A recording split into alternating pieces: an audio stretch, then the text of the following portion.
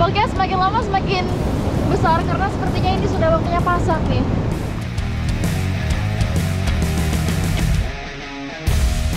Tebing Citatah ini batuannya adalah batuan marmer, jadi lumayan licin dan saya harus ekstra hati-hati nih memanjat di sini dan mencari pegangan.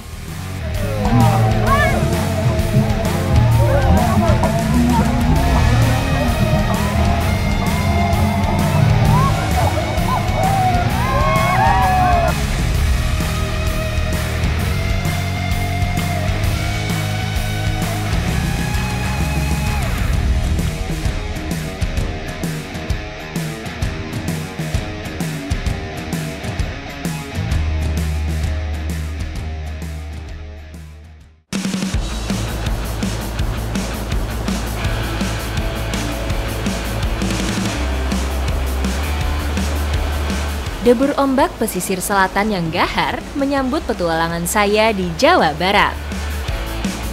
Di sepanjang pantai Kukumbung, Cianjur Selatan yang dipenuhi kontur bebatuan, ganasnya ombak tidak menyurutkan warga setempat mencari biota laut yang hidup bersembunyi. Momen surut seperti ini menjadi kesempatan yang bagus sekali untuk saya mencari beberapa hewan-hewan laut. Dan saya nggak sendiri, karena sudah ditemani oleh Mang Odong dan juga Mang Erik. Ikuti jejak saya, jejak petualang. Pasir pantai Batu Kukumbung yang berwarna hitam merupakan hasil aktivitas gunung berapi ribuan tahun silam. Airnya ternyata di sini dingin banget, gak kayak pantai lainnya biasa saya kunjungi. Ini bener-bener dingin. Semoga saya kuat. Angin pantai sore hari dan air laut yang dingin merupakan tantangan yang harus kami hadapi. Ini walaupun surut, tapi karena memang ini adalah pantai selatan, jadi ombaknya itu tetap berasa.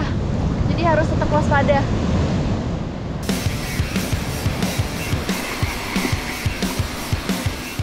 Mustahil bagi kami untuk menghindar dari ombak, karena hewan yang kami cari hidup di bawah naungan air.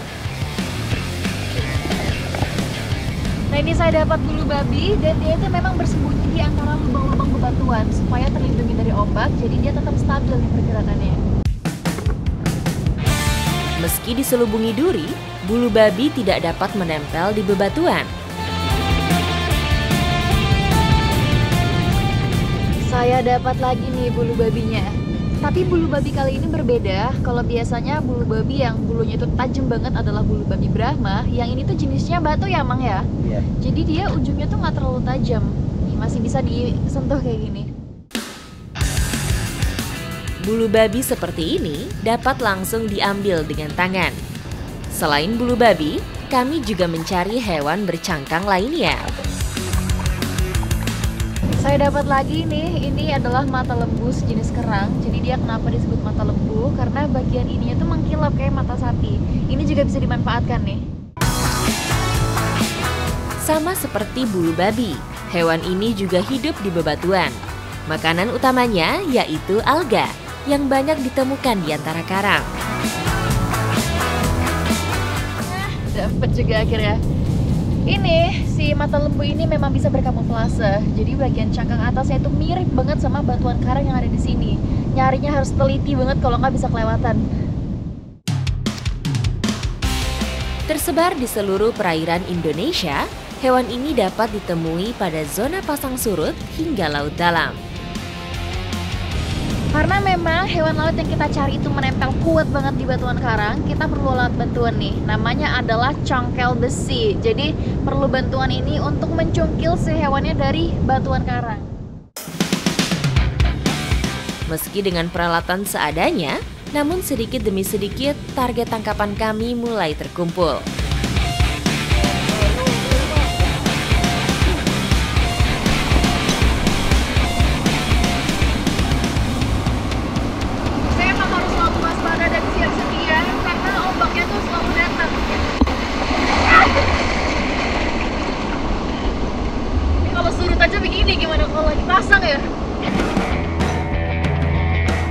Selain ombak, bebatuan yang menjadi habitat hewan ini cukup menyulitkan kami. Pantai ini tuh banyak batuan karangnya, jadi kalau menghindari ombak dengan cara lari sebenarnya riskan banget. Yang paling terbaik adalah dengan bertahan pegang batuan supaya tidak terseret ombak. Momen laut pasang hanya berlangsung selama 2 jam, sehingga kami tidak bisa berlama-lama melakukan pencarian.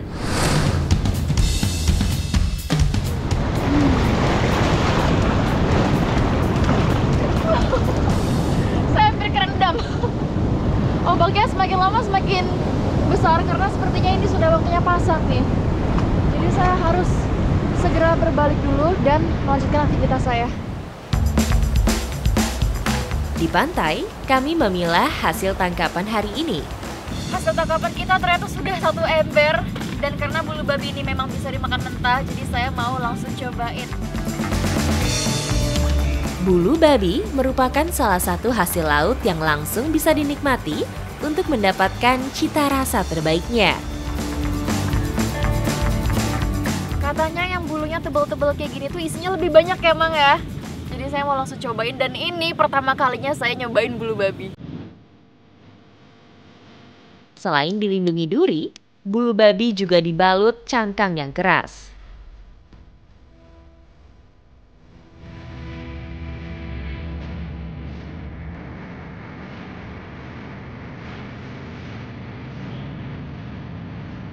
Rasanya amis ya, berasa banget.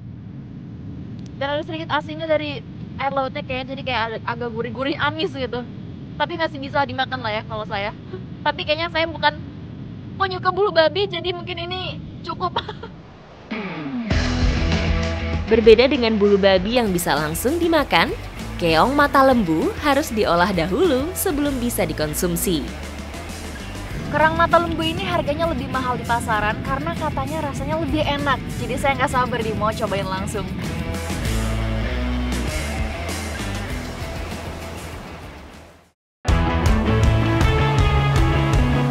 Setelah berjibaku dengan ombak pantai Batu Kukumbung, kini saatnya kami santai sejenak. Waktunya saya untuk mengolah mata lembu ini dan harus menggunakan jeruk supaya menghilangkan rasa amisnya. Mengolah keong mata lembu tidak sederhana, harus direbus terlebih dahulu. Jadi tujuannya mata lembu direbus ini supaya dia gampang dikeluarin isinya. Cukup dihentakin aja dia sudah keluar. Dan bagian mata lembunya ini justru dipotong karena nggak bisa dimakan, keras soalnya. Dimasak dengan bumbu laksa merupakan pilihan tepat untuk mengurangi aroma bau amis.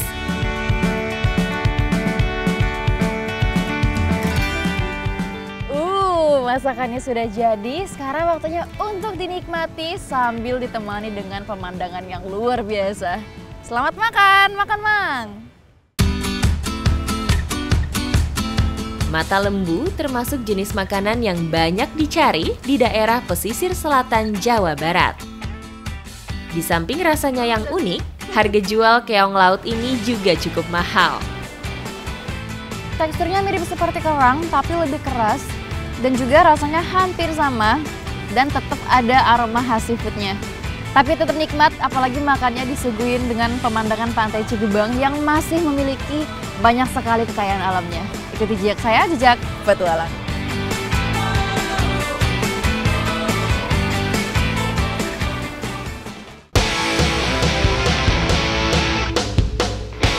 Nah ini sekarang saya sedang memanjat dengan menggunakan teknik chimney, yaitu seperti Spider-Man kelihatannya.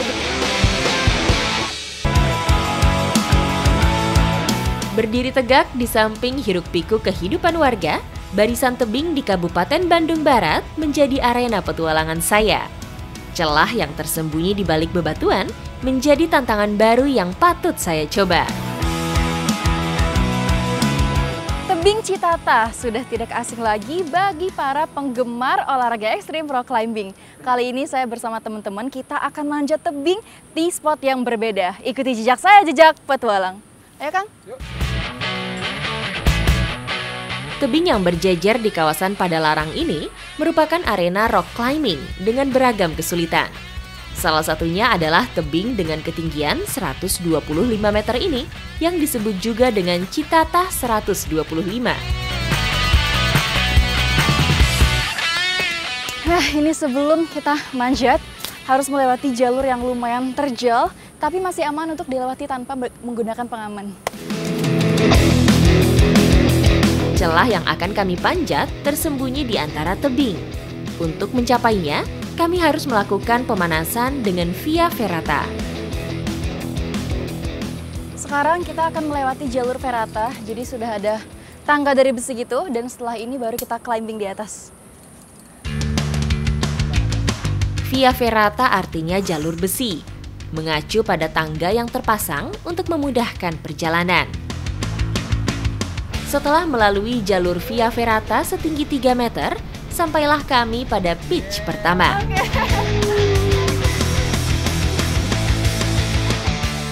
Climbing kali ini cukup unik sekali, karena sekarang saya sedang berada di antara tebing, celah-celah tebing yang cukup sempit, dan saya semakin tidak sabar jadinya untuk manjat ke atas.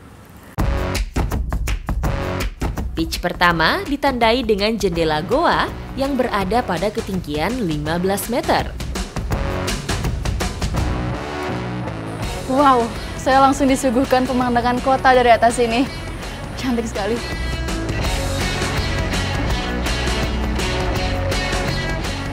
Ini akhirnya sekarang lagi leading, buka jalur untuk nanti para pemanjat, saya salah satunya bisa manjat dengan menggunakan top rope. Lead climbing berfungsi untuk memasang jalur pemanjatan. Secara manual, satu persatu tali dikaitkan. Sekarang saya sudah siap untuk memanjat dengan menggunakan teknik top rope, dan ini tuh manjat tebing di antara celah-celah dengan lebar sekitar 1 sampai 1,5 meter ya Kang ya? Iya, betul. Oke, mari kita panjat.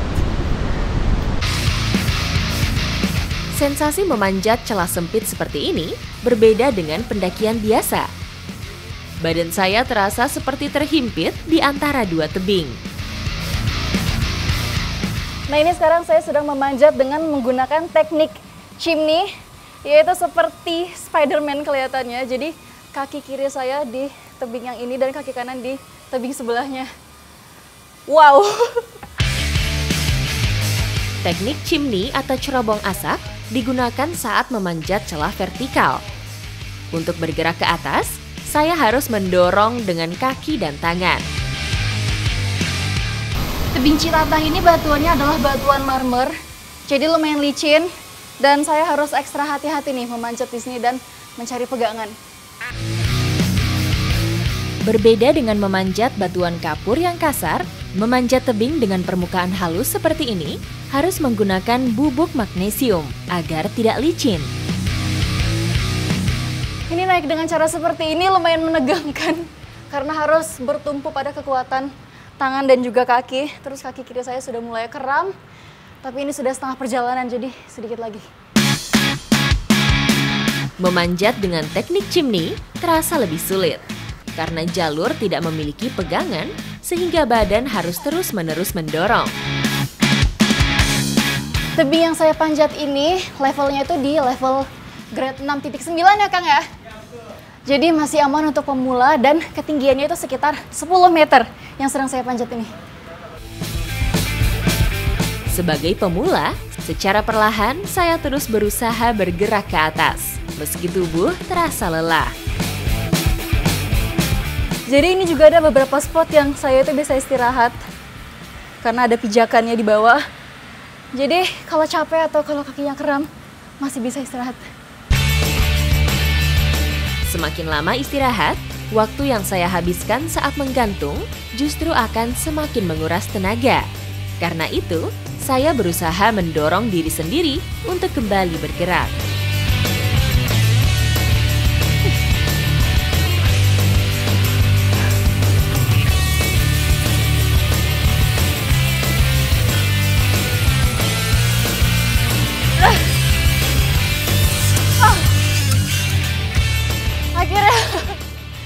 Akhirnya saya sampai setelah memanjat dengan menggunakan teknik chimney. Ternyata lumayan seru dan ini pertama kalinya saya memanjat dengan menggunakan teknik seperti tadi.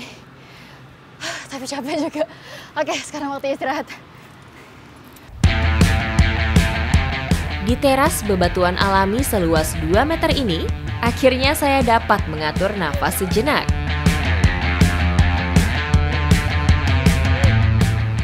Nah, ini sekarang giliran tim saya, Teh Ranu, yang mau naik ke atas. Kita lihat apakah Teh Ranu kesusahan seperti saya. Pemanjat lain sudah sukses menjajal celah tebing ini.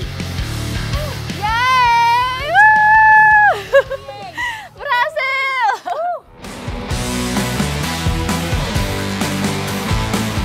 Karena kita sudah sampai di pitch 2, sekarang waktunya kita untuk menikmati pemandangan di sini sambil ngopi dan ngeteh-ngeteh cantik. Minuman manis cukup untuk mengisi kembali tenaga kami. Kapan lagi bisa ngeteh dan kopi cantik di ketinggian 30 meter. Jadi pitch 2 ini tingginya sekitar 30 meter. Pemandangannya seperti ini. View cakrawala berhiaskan perkotaan di kejauhan menjadi hadiah usaha kami saat sampai di puncak. Akhirnya kita sudah kembali ke pitch 1 dan juga tenaga sudah terisi. Tapi perjuangan kita belum berakhir karena untuk ke bawah kita harus rappelling lagi. Rappelling atau descending merupakan kegiatan menuruni tebing vertikal menggunakan tali. Ini sekarang saya sedang rappelling dengan menggunakan gerigi, jadi saya bisa mengontrol kecepatannya dan badannya harus selalu condong ke belakang. Rappelling menggunakan gerigi terasa lebih mudah. Saya cukup menarik tuas secara perlahan.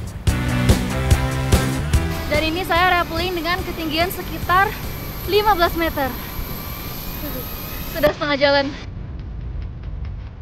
Gerigi memiliki pengunci otomatis, sehingga tergolong aman untuk pemula. Wah, akhirnya saya sampai juga. Barisan tebing di Padalarang ini memang tidak ada habisnya untuk dieksplor. Semua level pun tersedia dan ini menunjukkan betapa kayanya alam di Jawa Barat. Ikuti jejak saya, jejak Padalarang.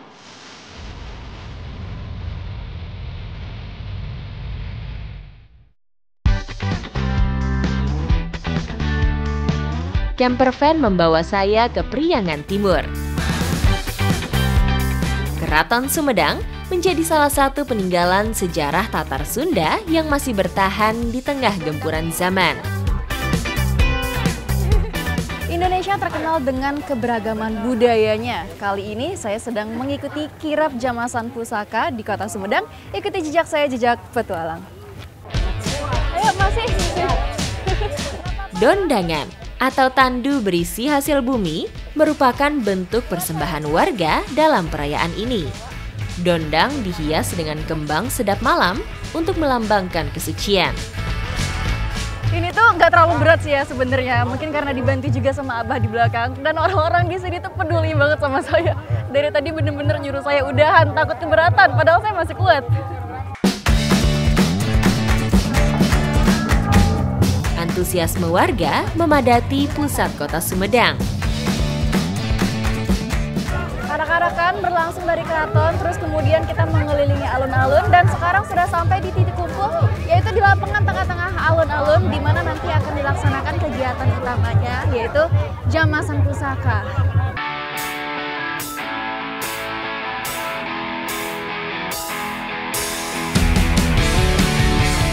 Ritual Jamasan Pusaka baru dimulai. Pembersihan barang-barang peninggalan ini hanya dapat dilakukan oleh tangan kepercayaan keraton. Kita kembali ke air dari 7 muara tersebut. Dan Bapak Ibu sekalian, air yang 7 muara itu memang di Sumedang ini ada beberapa muara, tapi yang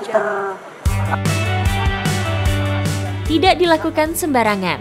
Beragam persyaratan harus dilengkapi dalam Jamasan Pusaka ini. jangan nempel ini atau kumaha. Pantos kapeng kantos saya air biasa, tapi ternyata itu oleh Om Deddy dibasuh kembali, dijamas kembali. Yang kedua, Setelah acara puncak pencucian pusaka, perayaan masih terus berlanjut. Selain jamasan pusaka, nanti masyarakat juga akan melakukan kegiatan yang namanya ngalah berkah, yaitu rebutan gunungan ini nih. Jadi masyarakat percaya mereka itu akan mendapatkan berkah kalau mereka berhasil mendapatkan gunungan ini. Kata ngalah berkah diambil dari bahasa Sunda, memiliki arti mencari berkah.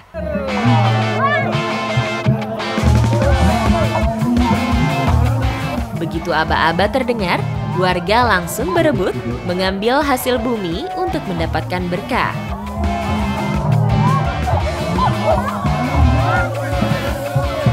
Persaingan yang sengit sekali di antara puluhan warga kita yang berhasil mendapatkan satu sisir pisang untungnya.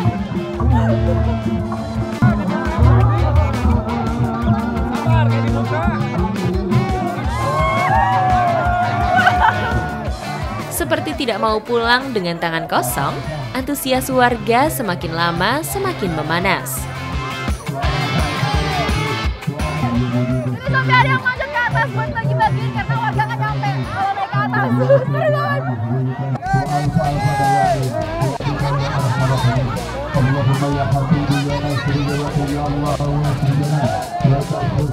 Gunungan yang kosong menandakan acara kirap budaya dan jamasan pusaka sudah selesai.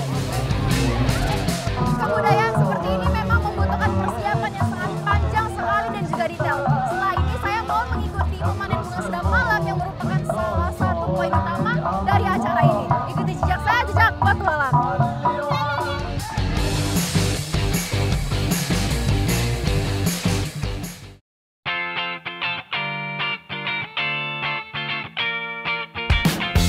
Kemeriahan kirap budaya dan jamasan pusaka Keraton Sumedang tidak dipersiapkan dalam waktu singkat. Beragam perlengkapan dipersiapkan, termasuk menyediakan bunga sedap malam yang diperoleh dari Desa Salam Nunggal, Kabupaten Garut. Salah satu faktor penentu kualitas yang baik untuk bunga adalah lingkungannya. Daerah Leles ini adalah daerah yang menghasilkan bunga sedap malam dengan kualitas yang baik. Saya sudah bersama Kang Hanif mau ikut memanen bunga sedap malam. Ikuti jejak saya, jejak petualang.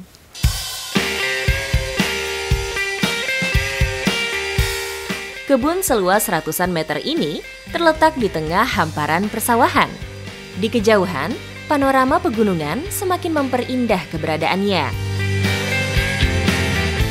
Jadi memang di sini tanahnya bagus. Kemarau gini juga bukan kendala, bukan jadi sebuah kendala. Karena memang banyak mata airnya, jadi irigasinya tuh selalu ngalir. Walaupun kemarau, tanahnya tuh tetap lembab dan bunganya nggak layu ataupun mati. Tanaman sedap malam membutuhkan tingkat kelembapan yang tinggi. Irigasi kebun harus dibuat menyerupai areal persawahan. Memanen bunga sedap malam ini nggak perlu ribet pakai gunting ataupun pemotong karena tinggal ditarik aja pakai tangan nih. Sedap malam termasuk sebagai tanaman tahunan. Setelah dipanen, bunga akan terus tumbuh secara rutin. Bunga sedap malam ini idealnya itu dipanen seminggu 2 kali atau per 3 hari.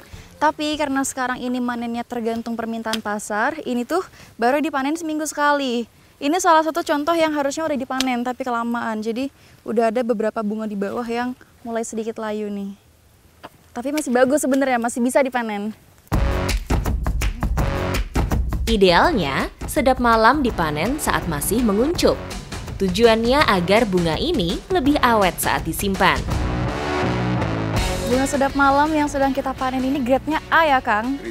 Karena dia bunganya tebel, banyak, panjang, lebat, terus juga ketahanan wanginya itu bisa sampai 1 minggu ya, Kang?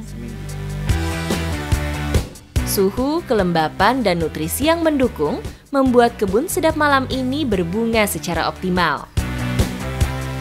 Sesuai namanya, bunga sedap malam ini akan lebih wangi pada saat malam hari. Karena memang suhu dan kelembapannya berbeda. Terus karena wanginya bunga sedap malam ini tuh menarik serangga-serangga untuk datang ke bunga ini apalagi kalau malam. Kalau malam, namanya. Wangi banget. Ini kalau siang aja udah kecium wanginya. Malam, Kalau malam nih lebih semerbak lagi ya. Meski membutuhkan banyak air, tanaman ini termasuk minim perawatan. Bahkan perkembangbiakannya tergolong mudah. Ini ada satu contoh bunga sedap malam yang dia sudah tidak produktif lagi ya Pak. Jadi dia tumbuhnya kecil. Nah ini kalau udah kayak gini diapain nih Pak? Diperbaharui. Caranya? Diambil tunasnya, dialihkan ke lahan yang baru.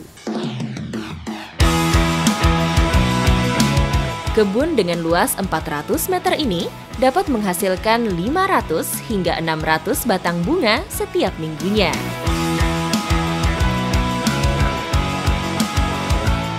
Sebelum pemasaran, bunga sedap malam ini harus di-packing dulu per 100 biji dan juga dirapiin batang ujungnya dan juga kuncupnya ini. Terus yang masih kuncup kayak gini itu ditaruh di bagian luar supaya bunganya nggak rusak. Proses pengemasan juga menjadi kunci agar bunga tetap awet saat dikirim keluar daerah, bahkan hingga keluar provinsi. Ternyata untuk packing bunga sedap malam ini butuh keterampilan khusus. Saya aja susah banget tadi makingnya. Ini dia hasilnya, rapi dan cantik banget. Ini sudah siap untuk dipasarkan, biasanya dikirim sampai keluar kota, dan salah satu permintaannya adalah untuk kirap budaya nanti.